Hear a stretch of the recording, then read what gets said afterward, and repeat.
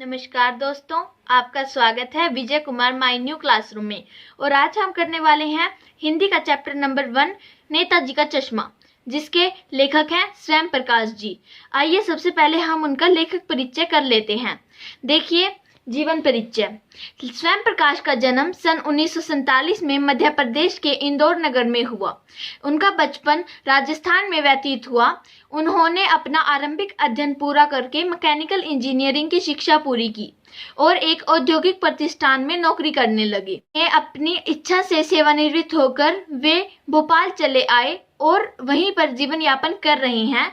वसुधा नामक पत्रिका का संपादन वह अभी भी कर रहे हैं। स्वयं प्रकाश हिंदी के प्रसिद्ध कथाकार हैं। सबसे पहले कहानी संग्रह सूरज कब निकलेगा, आएंगे अच्छे दिन भी, आदमी जात का आदमी और संधान उल्लेखनीय हैं।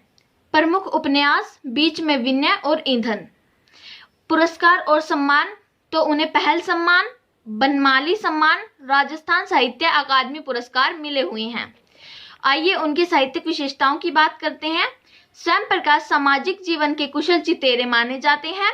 उन्होंने अपनी कहानियों तथा उपन्यासों में वर्ग शोषण की समस्या को उठाया है। वे शोषकों तथा पूंजीपतियों के अत्याचारों का वर्णन करते हुए सर्वहारा वर्ग के प्रति अपनी सहानुभूति प्रकट करते हैं। अपनी कुछ कहानियों में स्वयं प्रकाश कस्बाई बोध का बड़ा ही सजीव वर्णन करते हैं। उन्होंने जातीय भेदभावों का विरोध करते हुए कहानियां लिखी हैं। देशभक्ति की नारेबाजी के स्थान पर वे सामान्य मानव के आचरण में देश प्रेम को देखना चाहते हैं। उन्होंने अपनी रचनाओं में सामाजिक, पारिवारिक, आर्थिक तथा राजनीतिक समस्याओं को उठाया है। स्वयं प्रकाश की भाषा सहज, सरल तथा साहित्य खड़ी बोली है। उन्होंने संस्कृत के तत्सम, तद्भव, देशज, उर्दू, फारसी अथवा अंग्रेजी शब्दों का अत्यधिक प्रयोग किया है। उनका वाक्य विन्यास बड़ा ही स्वाभाविक व प्रभावशाली बन पड़ा है। वे अक्सर छोटे छोटे वाक्यों का प्रयोग करते हैं और यत्र तत्र हास्य और व्यंग्य की छटा उत्पन्न करते चलते हैं। उनकी रचनाओं में अभिधा शब्दशाली की प्रधानता है। उनमें वर्णात्मक, व्यंग्यात्मक, संवादात्मक शैलियों का अधिक प्रयोग है। यह जीवन परिचय बहुत ज़्यादा इम्पोर्टेंट है, क्योंकि सिर्फ गद्य खंड के जीवन परिचय ही क्वेश्चन पेपर में पूछे जाते हैं। आइए दोस्तों, अब हम देख लेते हैं नेताजी का चश्मा पार्ट। तो दोस्तों, इस पार्ट में क्या होता है, एक हालदार साहब होते हैं जो अपने कंपनी के काम से रोज उस कस्बे से होकर जाया करते थे। उस कस्बे में एक पान की दुकान थी जहां वे हमेशा पान खाया करते थे। वहां पर एक नेताजी सुभाष चंद्र बोस की संगमरमर की मूर्ति थी, जिसकी टोपी की नोक से लेकर दूसरे बटन तक की लंबाई 2 फुट थी। परंतु उस मूर्ति में चश्मा नहीं था, जिसे ड्राइंग मास्टर मोतीलाल बनाना भूल गया था। हालदार साहब ने देखा कि मूर्ति तो पत्थर की है, लेकिन चश्मा रियल लगा रखा है। तो हालदार साहब ने पान वाले से पूछा। पान वाला एक मोटा और हंसमुख इंसान था। तो हालदार साहब ने पान वाले से पूछा, तो पान वाले ने बताया कि ये कैप्टन करता है। हालदार साहब ने पूछा कि ये कैप्टन कौन है। पान वाले ने बताया कि कैप्टन एक चश्मे वाला है जिसके पास खुद की दुकान नहीं है और वह ठेला चलाता है। वह अपना एक चश्मा नेताजी की मूर्ति पर लगा देता है और उसके बिकने पर दूसरा चश्मा। तभी हालदार साहब को याद आया कि पहले उन्होंने काला चकोर चश्मा देखा था और अब गोल चश्मा है। तो वह सारी बात समझ गई। हालदार साहब अब रोज वहां से गुजरते और चश्मे को देखते।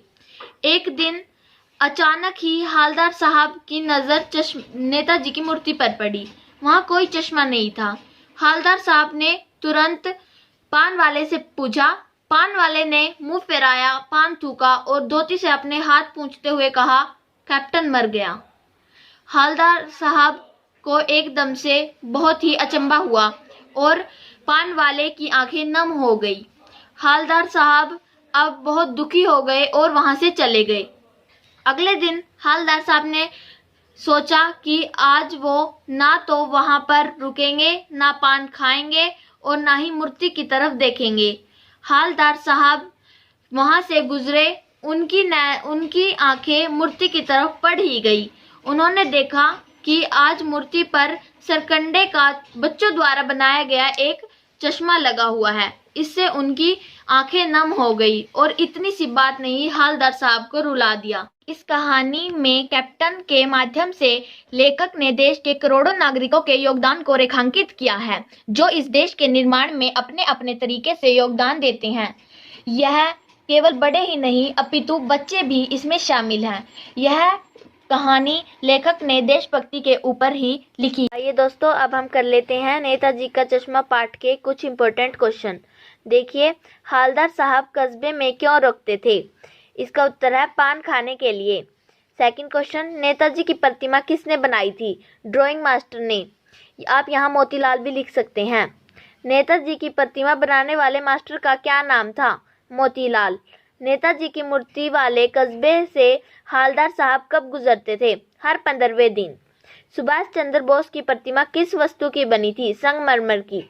नेताजी की मूर्ति के नीचे लिखा हुआ मूर्तिकार का नाम क्या था? मोतीलाल। मूर्ति की ऊंचाई कितनी थी? 2 फुट। सुभाष चंद्र बोस की प्रतिमा में क्या कमी रह गई थी? चश्मा नहीं था। सुभाष चंद्र बोस की प्रतिमा पर चश्मा किसने लगाया था? कैप्टन चश्मे वाले ने। कहानी के अंत में नेताजी की मूर्ति पर सरकंडे का चश्मा देखकर हालदार साहब की हालत क्या हुई? आंखें भर आई। पान वाले के उदास होने का क्या कारण था? कैप्टन चश्मे वाले की मृत्यु। हालदार साहब किसे देखकर अवाक रह गए थे? चश्मे वाले कैप्टन को।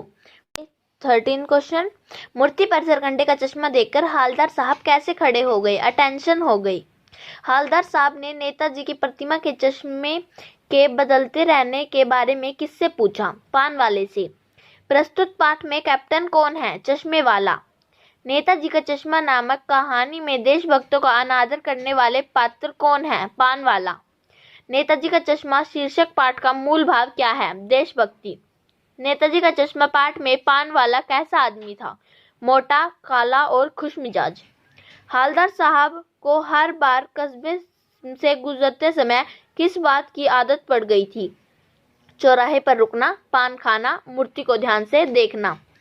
आप आगे देखिए, वो लंगड़ा क्या जाएगा फौज में? पागल है पागल। यह शब्द किसने कहे हैं? पान वाले ने। नेताजी की मूर्ति टोपी की नोक से कोट के दूसरे बटन तक कितनी ऊंची बताई गई है? 2 फुट। देशभक्ति की भावना किस पर निर्भर करती है? मन पर। धन्यवाद दोस्तों। आप इस चैनल को सब्सक्राइब कर लीजिए, लाइक कीजिए, कमेंट कीजिए। आप जिस टॉपिक पे वीडियो चाहते हैं उसी टॉपिक पे हम वीडियो बनाएंगे, और अपने दोस्तों को भी शेयर कीजिए। धन्यवाद।